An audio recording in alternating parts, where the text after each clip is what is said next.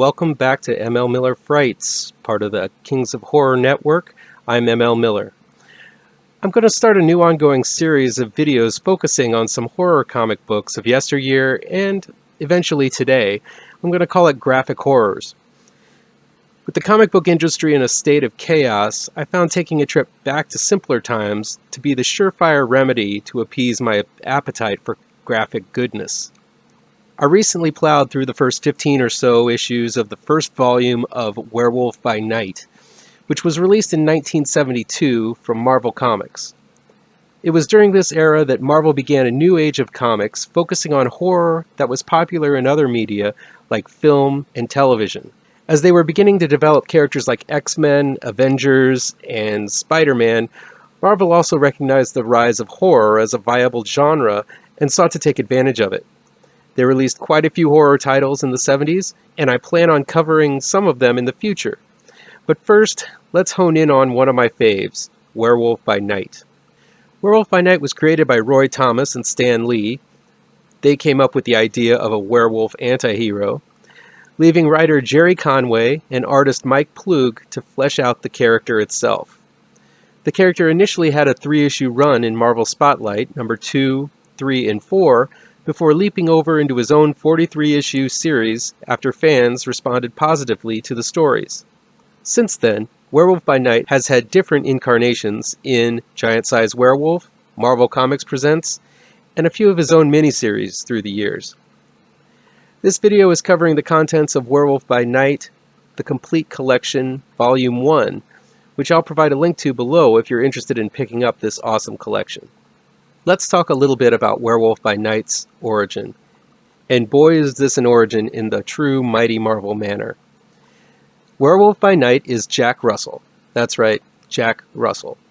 Writer Gerry Conway states that he must have meant the name to be a joke, as it is a breed of terrier, but he's not for certain.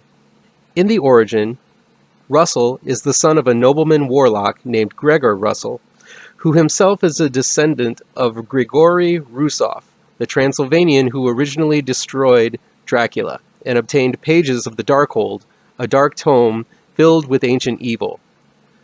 The Darkhold is basically the Marvel Universe's version of the Evil Dead's Necronomicon. When Gregor translated pages of the Darkhold into his diary, he awoke the curse of lycanthropy that has been dormant in his family for generations.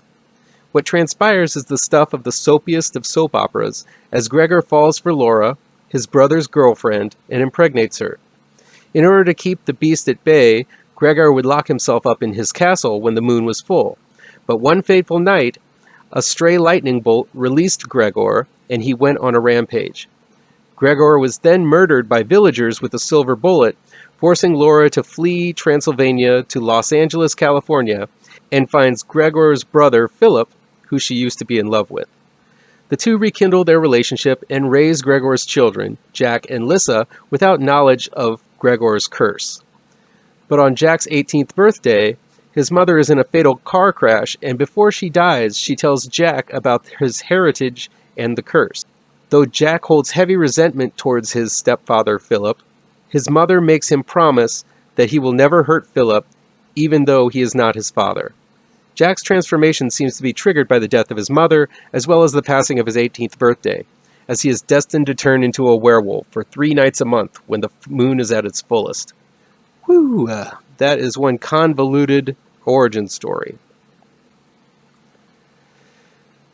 In order to find out the entirety of Jack Russell's origin, you can't really start with Werewolf by Night number 1. It really begins with the 3 issues of Marvel Spotlight, which are smartly added at the beginning of this collection I am reading. These 3 issues lay out the soapy operatics that make up Jack's overly complicated origin involving secret love affairs, murder plots, and whatnot. It's also got a big man monster named Craig, who proves to be no match for our furry hero. While it is nice not to have to deal with all of that play out in the first issue of his own series, Werewolf by Night really is a rough first issue, as it simply plops Jack, his uncle Philip, his sister Lissa, and his good buddy and beatnik writer Buck Cohen into the middle of a story that started in Marvel Spotlight. Gregor's castle has been transplanted brick by brick and rebuilt in LA, where Jack and his crew have relocated with pages from the Darkhold. A pair of occultists want the pages for themselves and attack Castle Russell. Of course, this occurs on the first night of Jack's transformation cycle, so they face off against the werewolf, and it ends badly for them. Just to let you know, this werewolf doesn't have any compunction against killing, and is treated as if it were more animal than man, without rational or empathetic thought, at least in the first issues. For a few issues, Jack takes on some villains of the month, all of which seem to have dark designs for Jack's wolfier side. He kind of stumbles into each of them, and it doesn't feel like there's a huge plan going on, rather than just having Jack face off against one foe after another. He fights a madman who attempts to capture the energy Jack releases during his transformations, a historian possessed by the Darkhold, a brazen cowboy who hunts Jack for sport, and an ailing millionaire who seeks to understand Jack's power and use it to heal his own illness. Things really start heating up when Jack is captured by a circus and put on display for the jeering crowds. It's in the circus that he fights a swami with hypnopowers and a short-statured lion tamer inappropriately named Midge. He then stumbles upon a demon he accidentally unleashes from a cage, and is accosted by a band of homeless lunatics who live under the streets of L.A. These homeless people follow the manipulations of a scarred sound designer with a mind-controlling death whistle. It's all pretty wild and goofy, with fast-moving action, over-the-top combatants to take on the werewolf, and serves as a way to really establish Werewolf's powers, weaknesses, locale, and cast, which will be the foundation for many Werewolf by Night series to come. These first issues establish the wonderful framing device of first night, second night, and third night. We're told this at the beginning of each issue. This easily indicates for the reader where in the transformation cycle Jack is for this particular story. Often, the place in the cycle affects the story greatly, as everything hinges on when and where Jack makes his transformation. Even though these first 10 issues are pretty standalone, they're connected by a few subplots that show there is a bit more going on than a Monster of the Week style comic. Eventually, Lissa finds out about Jack's curse, and she often is abducted and used as bait by those who want to exploit or kill the werewolf. The werewolf begins to show a soft spot for Lissa, though he doesn't seem to completely understand why. We find out Jack is not in control of his werewolf side, but he does seem to occasionally remember what he does as the wolf. There's also an ongoing villain of sorts with the Committee, a diabolical shadow organization bent on capturing and studying Jack and using his power for evil means. This was a simpler time in comics, so the plots aren't the most complex. Still, the twists and turns that Gerry Conway offers up in each issue are 3 times the amount of plot you get in modern comics.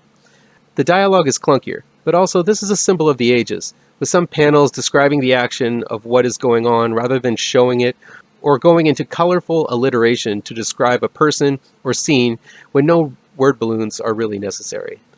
But if you are an appreciator of 70s era comics, this is going to be delicious stuff to dive into. Issues 11 through 15 bring the collection to an end. This is where Jack Russell moves out of Buck Cohen's apartment, where he's been sort of sleeping on the couch there, and into an apartment of his own. He seems to move into kind of a swingers complex, as Jack quickly befriends 2 gals at the apartment and seems to have a sexual relationship with both of them at once. I guess this was the 70s. In between shaggings, Jack's monstrous side goes toe-to-toe against the demented vigilante Hangman and a sorcerer named Taboo. He also meets Taboo's lovely assistant Topaz, who becomes sort of a sidekick love interest of sorts, who understands how conflicted Jack is with his bestial side.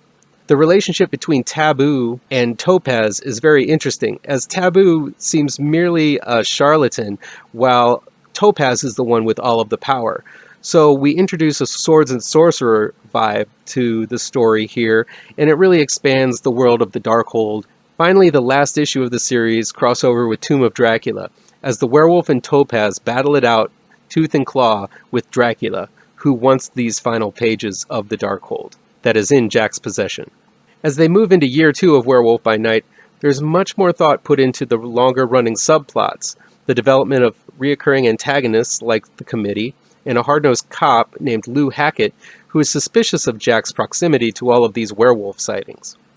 While I like the earlier issues, the series really kicks into high gear when Tomb of Dracula writer Marv Wolfman takes over the series with issue 11. And yes, they do point out in the intro that now a real Wolfman is writing the book, now that Marv Wolfman is on board. Wolfman takes the title to a new level of characterization and storytelling. Jack starts to be much more fleshed out as a character with conflict and becomes a part of the larger Marvel universe through guest stars and crossovers with the final installments of this collection. For me, the art is a real draw to this series. Mike Ploog is a legend and proves it here with his simplistic yet emotive panels depicting all kinds of savage action. The werewolf looks pretty much like Lon Chaney Jr.'s take on the character, but is drawn in a much more kinetic way, with him leaping across panels and brandishing his claws. But Ploog doesn't hold back on the violence and horror, making the werewolf tensely muscled and animalistically agile, giving him movement and action we haven't seen in depictions of the werewolf in films. Ploog's figure drawing skills are interesting as they kind of warp the human face and form, which I found to be amazingly appropriate for a horror comic book. Conway and Ploog, and later Wolfman and Ploog, walk the line between superheroes and horror fairly well. In many ways, Marvel is copying its own success as Jack Russell's plight is not unlike Bruce Banner's in The Incredible Hulk. Like Bruce, Jack cannot control the beast within, and struggles to understand his curse while being pursued by forces looking to capture and exploit him. This is a concept that is repeated over and over in comics with outcast superheroes and anti-heroes like Ghost Rider and other heroes, as these on-the-road adventures makes for easily told one-and-done issues. But the inclusion of foes, both psychologically bent madmen and supernaturally or scientifically twisted monsters, and the attention to horrifying detail in Ploog's art, later by Werner Roth, Tom Sutton, and another legend, Gil Kane, give it a much more macabre tone than your normal Marvel superhero comic. Another trait Jack Russell shares with Bruce Banner is that they both seem to shop at the same resilient pants store. Banner has hoarded up all of those trendy purple pants, leaving Russell to pick up the green dungarees from the bargain bins. Mr. Green Jeans also sports a distinguishing head of hair made of wispy red curls, and a body much more muscular than your average 18-year-old. Jack's friends are gleefully ignorant of his wolfiness, completely ignoring the fact that he is always running around shirtless and wearing ripped green pants. I guess they just thought it was a trendy fashion statement. Again, it was the 70s. I guess if Superman can get away with the glasses covering his secret identity for years, shirtless Jack can do the same. As I reread some of these old Werewolf by Night stories, I'm really hit with the unique way Jack Russell's story is told and how it differs from the cinematic way the Wolfman is often depicted in film. Jack is definitely cursed with his lycanthropy, but he seems to benefit from this curse more than his cinematic counterparts do. While the movies seem to try to tell us that giving into one's more animalistic side is not a good thing, as it usually ends in the death of the cursed lead and those he loves, the comics seem to have a more optimistic tone as Jack tries to embrace the fact that man has an animalistic side and even works with that side in order to solve a problem. This distinction between Jack Russell and the cinematic Wolfman also can be made as Jack is often faced with horrors much more twisted than himself. So many of these stories feel more like the team-up movies, like Frankenstein versus the Wolfman. The ongoing nature of the series also allows writers to delve into Jack's character deeper than most cinematic Wolfmen, allowing him victories, defeats, and time in between to understand his plight. I love my werewolf movies, but they are very similar when compared to one another. Werewolf by Night distinguishes itself from those films simply through its ongoing story, allowing time for the character to evolve and develop. I had a blast reading through these old comics. Jack Russell and his wolfy alter ego proved to be fantastic anti-heroes worth rooting for. While the Werewolf by Night comic is a product of its time, with all kinds of fun nods to early 70s culture and trends, the pairing of story and art occasionally clutter the pages, and wordy is a kind way of describing the writing style. Still, there's a charm to reading this series, done by creators Conway, Wolfman, and Ploog, who seem to understand how to pair superheroes with horror effectively. Apparently Marvel is bringing back Werewolf by Night this fall, this time focusing on another person rather than Jack Russell. When that book drops, I think I'll do another video, letting you know how that compares to the classic series. I can't wait to continue the adventures of Jack Russell with the other 2 volumes of Werewolf by Night, the complete collection, with the final issues of Wolfman as the writer, really seem to be building towards something which I found infinitely better than the Villain of the Week stories of Conway's run. Let me know if you want me to do a video about those future volumes as well. That'll be it for this installment of Graphic Horror on ML Miller Frights. If you dug this video, click the like button below. Share this with your pals across social media. Don't forget to check out ML Miller Writes for written reviews. And please subscribe and hit the bell for notifications to be alerted as to when future videos drop. Until next time, thank you for watching, and take care.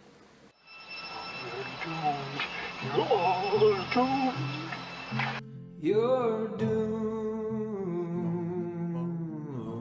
to live the life you're meant to be,